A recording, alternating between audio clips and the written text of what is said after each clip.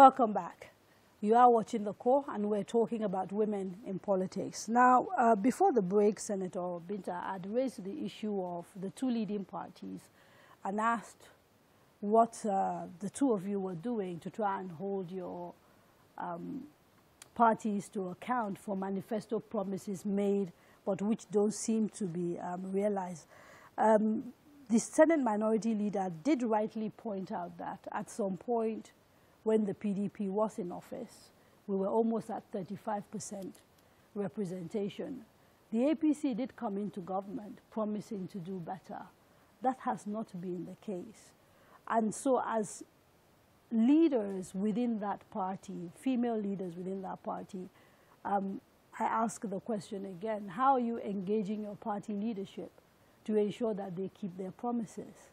Well, before we talk about party manifestos, we have to look at the Constitution of the Federal Republic of Nigeria and how that Constitution should or is align itself to the Nigerian woman. And in the last constitutional amendment, if you looked at the Constitution, is not gender-based. Every gender is accepted in the Constitution of the Federal Republic of Nigeria. But when it comes to the implementation, that's where we're having an issue.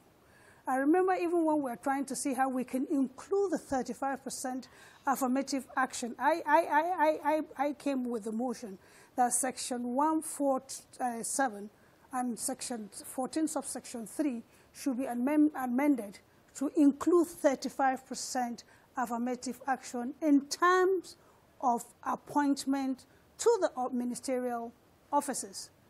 It was accepted in the little committee room. We sold it to the state, House of Rep.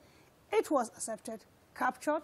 We went to Lagos with some of the stakeholders, what do you call them, speakers and majority leader. I was the one that asked that they should include female members of state assembly to understand the activities they were going pertaining to the Constitution, which was accepted.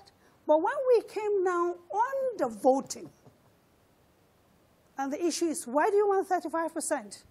Why not 50%? We said, no, Nigeria append her signature. She's the signatory to the affirmative action and the Benjin issue. And now for us to domesticate it becomes a problem. So even if we are not looking at the party, the main issue now is the Constitution.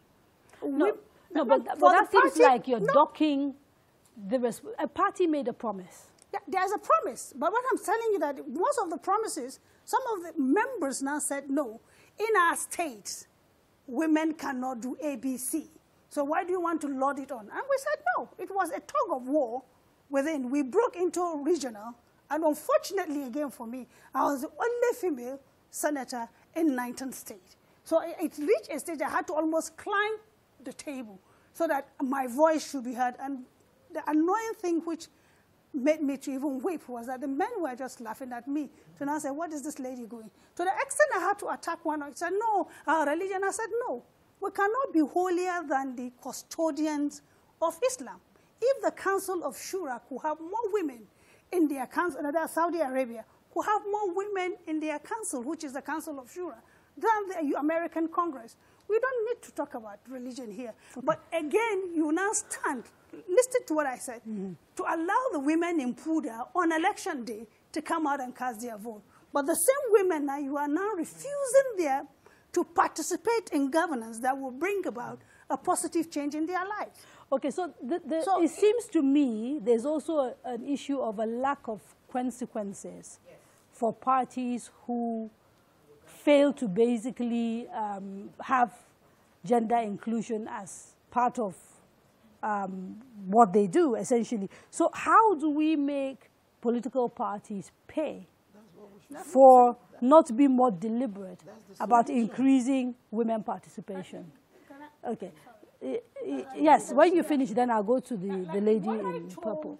Most of the women groups that usually political parties look onto when it comes to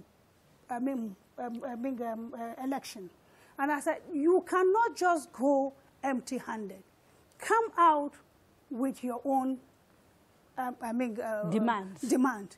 If we elect you into office, what do we have? In the positions they are going to accumulate us, and give out. And until we women start taking deliberate and proactive measure to now engage these men for us to give our votes to them, then obviously we're not going anywhere. So I am one person that does not believe that I'm APC, she's PDP, she's AA, and whatever. We are all women fighting the common goal. And once if we know what we are fighting for and we stand by it, it works. So this can be a bipartisan issue. Yeah, it did work in Kenya. And that was how Kenya was able to pass the 35% affirmative action in her constitution. It works in Uganda. And that is why today you have more women in Uganda. It works in South Africa. And that is why you have more women in that. But in Rwanda, it was a deliberate political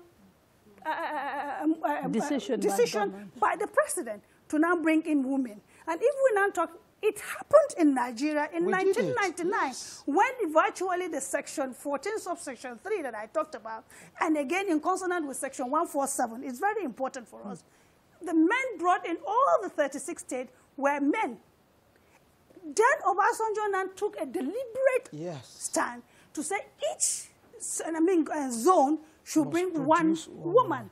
Again, it is another deliberate action that the former president took and said, okay, 35%, these women have been shot. Let's give them 35%. 36, what we're looking for is just 12. 12 women out of 36. And I don't think we need more than that. And the essence of it all is that we're trying to project to our daughters that if this woman can do this, then I can do better. Okay, let me quickly bring the lady in purple. Yes, yes, ma'am. From all the conversation. Please, ma'am, could you introduce yourself? Okay, my name is Ene Ede. I work to promote women's participation in governance. The issues we are discussing are legion in nature, but you have asked, how do we hold the political parties and the political gatekeepers accountable? This is what we can do. If you notice that most of the kind of promises they give to women, they just said, okay, I recall a president said, look, I foresee a situation where affirmative action will be implemented. Is that a promise? It's very fluid. What we can do to be able to hold political parties and other gatekeepers accountable is we'll go into details. Look at the ESCO. Look at the National Working Committee. Look at the panel that attend to nominations, to convention, and all that. If we look at those structures, before INEC, as the electoral umpire, is able to even exercise its oversight mandate, until certain details are there, okay, you give us 35%. Specify it. In executive, it means if the man is a woman is the chair, the man will be the vice chair. And when you come to the secretary, if the man is a woman is the secretary, the man will be the chair. When you also come to delegates, it's okay. At what level, at so and so level, we have this number of women. You specify. If you give all those details, it is easier to use that to hold them to account. Otherwise, it's fluid and they can easily escape. All we're discussing too, if you look at it, you can aggregate it within the context of violence against women. Psychological violence, economic violence, coercion, intimidation, sexual violence, sex for votes, sex for position. If we structured it, recently something happened in Osho. So let me quickly, before you give that example, there are two major issues you've brought up here. One is that even though I've insisted on having women only in this studio, for the real deal to happen, this is a conversation that has to include men. I mean, I've done this deliberately simply because I think women's voices get drowned. And I needed us to have our own space to have this conversation. So that's that. But the other thing I seem to be hearing is there's an issue of whether we can legislate this inclusion or whether it is going to be a question of, getting men to do right by us. Which is really, what route should Nigerian women go down? essentially. And I'm looking for someone who hasn't spoken, simply because, you know, we need to allow things to go around a little bit, yes. And when we get a chance, if there's a chance, we'll come back to other people. Yes, ma'am. You and then the girl, the lady behind you, please. Yeah, you speak and then her. My name is Yemisi George, and I represent Women for Peace and Unity Growth Please Initiative. speak up. Okay. Yemisi George, Mrs. George, and I represent Women for Peace and Unity Growth Initiative. Now, I want to look at it from the God factor, because everyone has been talking about, okay, this is how it is done, the culture and all of that. Now, from the God factor, when God was going to create the earth, he created men and, he made men and created women. If he knew that men could do it by themselves, he wouldn't need to create women, trust me. For a man to be balanced, there is a need for a woman. I'm in support of the 50-50. If the man is the president, the VP should be the woman. Because the woman has a way of subtling things. No matter how hard a knot is, a woman can crack it, no matter how it is. Women are builders, women nurtures, women put values. So I'm saying, you're basically saying, even from the point of view of those who use religion, Who use religion doesn't support it. Doesn't support it. A lack of inclusion. Religion supports 50-50. Okay. Because that's why Quickly, God made the lady women behind as well. you, because I have to go to break soon. Quickly, please, make your point as quickly as possible. Okay, good evening, everyone. I'm Amina Ilyas from Zamfara State, and I equally aspired for the seat of the Federal House of Representatives. After that, I was stopped when the forms were on sale. So my own point of view is the women. Actually, this dominance by men has become like a cancer that we cannot just cure in a day. So what I'm calling for is for we women to stand up and help each other. We have this problem of not supporting each other. You just threw a question to the distinguished senators in the House, which I really love, and I like the way Senator Binta dealt with the question, but I'm still putting it up to her because she has a lot to do. She is the only senator, I think, from the whole North. Senator Binta, I hope I'm not mistaken. So, yeah.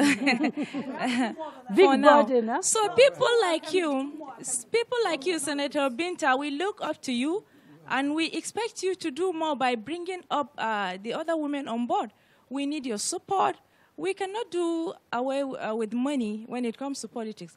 So as for me, as a young aspirant, I have been stopped. My mandate was killed on the way, and I still have the hope to recontest again come 2023. So I'm putting out to you, I want you to support me. Okay. Financially, morally, whatever way you can. Thank you very much. Yes, I do have more to say, but yes, I think the time unfortunately, time is the me. enemy here. It goes very quickly. I have to Yeah. take a quick break. Yeah. Don't go away. All right.